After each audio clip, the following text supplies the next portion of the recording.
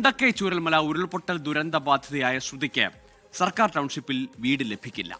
കഴിഞ്ഞ മാസം 10-ന് ചേർന്ന മന്ത്രിസഭാ യോഗത്തിലാണ് ടൗൺഷിപ്പിൽ വീട് ആവശ്യപ്പെട്ടുകൊണ്ടുള്ള ശ്രുതിയുടെ അപേക്ഷ തള്ളിയത്. യോഗത്തിന് ശേഷമാണ് തെരഞ്ഞെടുപ്പ് പ്രഖ്യാപനം ഉണ്ടായതെങ്കിലും പ്രചാരണ കാലയളവിൽ വയനാട് ജില്ലയിൽ CPIM കോൺഗ്രസ് പോരിലേക്ക് വരെ എത്തിയിരുന്നു ശ്രുതിക്കായുള്ള ഭവനത്തെ ചൊല്ലിയുള്ള വിവാദം.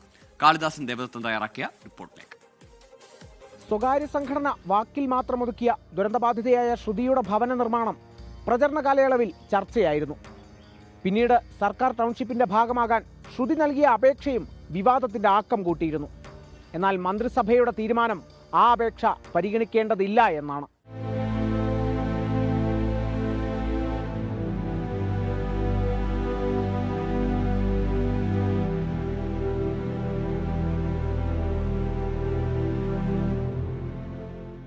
ഉരുൾപൊട്ടൽ ദുരന്തബാധിതരിൽ കേരളം ആവർത്തിച്ചു കേട്ട പേരാണ് ശ്രുതിയുടേത്.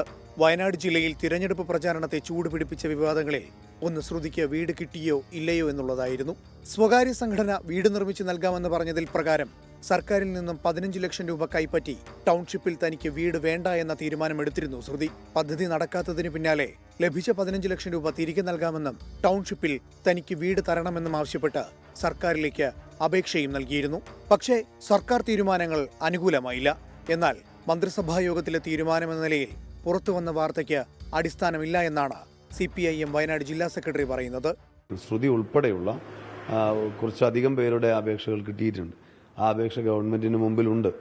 അതെല്ലാം പരിശോധിക്കുന്നു എന്നാണ് മുഖ്യമന്ത്രി തന്നെ പറഞ്ഞിരിക്കുന്നത്. എവിടെയെങ്കിലും തള്ളിയതായി ഇതുവരെ ഔദ്യോഗികമായ ഒരു വിവരം നമുക്ക് കിട്ടിയിട്ടില്ല. അതിന്റെ വസ്തുതകൾ എന്താണെന്ന് നമുക്കറിയില്ല. പക്ഷേ മുഖ്യമന്ത്രി തന്നെ പറഞ്ഞിരിക്കുന്നത് ഗവൺമെന്റിന്റെ അത്തരം അപേക്ഷകൾ കിട്ടിയതുണ്ട്. അതെല്ലാം പരിശോധിച്ച് ഉചിതമായ നിലപാട് സ്വീകരിക്കും എന്നതാണ് പറഞ്ഞത്. ഇവിടെ വിഷയം അതായിരുന്നില്ലല്ലോ. ഇവിടെ വിഷയം അത് ഏറ്റവർ, അത് അത്തരത്തിൽ ബാധ്യത ഉള്ളവർ ആ കാര്യങ്ങൾ ഒഴിഞ്ഞു എന്നതല്ലേ. ഇപ്പോൾ ആ കാര്യത്തിൽ തെറ്റായ കാര്യങ്ങൾ പരാമർശിച്ചുകൊണ്ട് ഗവൺമെന്റിനെ കുറ്റപ്പെടുത്തിയതുകൊണ്ടൊന്നും ഒഴിയാൻ കഴിയില്ല. തിരഞ്ഞെടുപ്പ് പ്രചാരണ സമയത്ത് ശ്രുതിക്ക് വീട് നിർമ്മിച്ചു നൽകാത്തതിൽ MLAയും കൽപ്പറ്റ UDF സ്ഥാനാർത്ഥിയുമായ T സിദ്ദിഖിന് നേരെ മുഖ്യമന്ത്രി അടക്കം ആരോപണ ശരങ്ങൾ പായിച്ചിരുന്നു. മന്ത്രിസഭാ യോഗത്തിൽ കൈക്കൊണ്ട തീരുമാനം മുഖ്യമന്ത്രി തന്നെ വ്യക്തമാക്കണമെന്ന് T സിദ്ദിഖ്. ബഹുമാനപ്പെട്ട കേരളത്തിന്റെ മുഖ്യമന്ത്രി ഒരു കാര്യം വ്യക്തമാക്കണം. ഈ അപേക്ഷ ക്യാബിനറ്റ് യോഗത്തിൽ വന്നോ, അത് ആക്സെപ്റ്റ് ചെയ്തോ, അത് നിരാകരിച്ചോ, എന്താണ് ഈ കാര്യത്തിൽ മന്ത്രിസഭാ യോഗം സ്വീകരിച്ചത് എന്ന് പറയണം. രണ്ടാമത്തെ കാര്യം, കോൺഗ്രസ് വീട് കൊടുക്കട്ടെ എന്നിട്ട് പറയാം ഗ്യാരണ്ടി എന്ന് പറഞ്ഞത് മുഖ്യമന്ത്രിയാണ്. മുഖ്യമന്ത്രിയുടെ ആ സ്റ്റേറ്റ്മെൻറ്റ് സ്വന്തം ഉത്തരവാദിത്വം, സ്വന്തം മുമ്പിൽ വന്ന പേപ്പർ നിരാകരിച്ചതിന് ശേഷം നടത്തിയ സ്റ്റേറ്റ്മെൻറ്റാണ്. അത് ഒരു കാരണവശാലും നടത്താൻ പാടില്ലാത്തതാണ്. ശ്രുതിക്കായുള്ള ഭവനത്തെ ചൊല്ലി ഇരുപക്ഷത്തിന്റെയും ആരോപണ പ്രത്യാരോപണങ്ങൾ പ്രചാരണ ഘട്ടത്തിൽ ശക്തമായിരിക്കുന്നു. എന്നാൽ പബ്ലിസിറ്റിക്ക് വേണ്ടി ഇരു കൂട്ടരും ശ്രുതിയെ ഉപയോഗിക്കരുതെന്ന് മാനന്തവാടി NDA സ്ഥാനാർത്ഥി P ശ്യാംരാജ്. കള്ളന്മാരുടെ കൊള്ളക്കാരുടെ രണ്ട് കൂട്ടങ്ങളും ചേർന്നിട്ട് ആ പെൺകുട്ടിയുടെ ജീവിതം വഴിയാധാരമാക്കരുത്. ഒന്ന്, സിദ്ദിഖ് അങ്ങനെ പറഞ്ഞിട്ടുണ്ടെങ്കിൽ അത് നിർമ്മിച്ചു കൊടുക്കാൻ വേണ്ടിയിട്ടുള്ള ഉത്തരവാദിത്വം അദ്ദേഹത്തിനാണ്. അദ്ദേഹം MLA ആയിരുന്ന ആളാണ്, അത് ചെയ്യേണ്ടതാണ്. എന്തുകൊണ്ട് ചെയ്തില്ല? രണ്ട്, ഇനി സിദ്ദിഖ് ചെയ്തില്ല എന്ന് തന്നെ വെക്കുക. സർക്കാരിൻ്റെ ഉത്തരവാദിത്വമല്ലേ? മുഖ്യമന്ത്രിയുടെ ദുരിതാശ്വാസ നിധിയിലോട്ട് ഞാനും നിങ്ങളോടൊക്കെയുള്ള ആളുകൾ എത്ര പണം കൊടുത്തത്? എങ്ങനെയാണ് മന്ത്രിസഭാ യോഗം തീരുമാനിച്ചിട്ട് കേരളം ഒട്ടാകെ ചർച്ച ചെയ്ത ഒരു പെൺകുട്ടി, ഒറ്റയാൾ, ആ കുട്ടി മാത്രമേ ഉള്ളൂ, ആ കുട്ടിക്ക് വീട് കൊടുക്കില്ല എന്ന് എങ്ങനെ അവർക്ക് പറയാൻ വേണ്ടി സാധിക്കുക? അപ്പോൾ രണ്ടുപേരും ചെയ്തിട്ടുള്ളത് ആ പെൺകുട്ടിയോടുള്ള ദ്രോഹമാണ്. അപേക്ഷ തള്ളിയ സ്ഥിതിക്ക് സർക്കാർ ടൗൺഷിപ്പിൽ ശ്രുതിക്ക് സ്വന്തമായൊരു വീട് ഇനി സാധ്യമാണോ?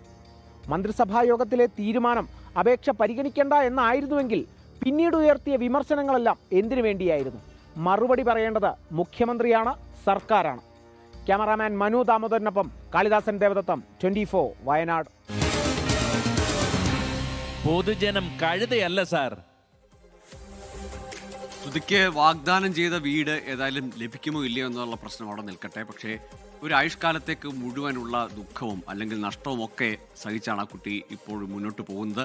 അപ്പോൾ ഉറപ്പായും വീട് ലഭിക്കണം. അത് വാഗ്ദാനം ചെയ്തവർ അത് വെച്ച് കൊടുത്തില്ലെങ്കിൽ സർക്കാരിന് ബാധ്യതയുണ്ട് അവരെ ടൗൺഷിപ്പിൽ ഉൾപ്പെടുത്താൻ, അല്ലെങ്കിൽ അവർക്ക് മറ്റൊരു മാർഗം കണ്ടെത്തി കൊടുക്കാൻ. അതിനുമേലുള്ള എന്ത് രാഷ്ട്രീയ പോരാണെങ്കിലും, അല്ലെങ്കിൽ ആര് വാക്ക് പാലിച്ചില്ല എന്ന് വരുത്തി തീർക്കാനോ അല്ലെങ്കിൽ പ്രചരിപ്പിക്കാനോ ഉള്ള വ്യഗ്രതയാണെങ്കിലും അതിനൊക്കെ അപ്പുറത്തേക്ക് ആ പെൺകുട്ടിക്ക് സുരക്ഷിതമായി ഒരിടം വേണം. അതിന് വീട് ശ്രുതിക്ക് ലഭിക്കുവാനുള്ള നടപടികളാണ് ഉണ്ടാകേണ്ടത്. അതിനപ്പുറത്തേക്കാവട്ടെ ഇതിലുള്ള വാഗ്വാദങ്ങളും അവകാശ തർക്കങ്ങളും അല്ലെങ്കിൽ പിടിവലികളും വാക്ക് പാലിച്ചില്ല എന്നുള്ള ആരോപണങ്ങളുമൊക്കെ.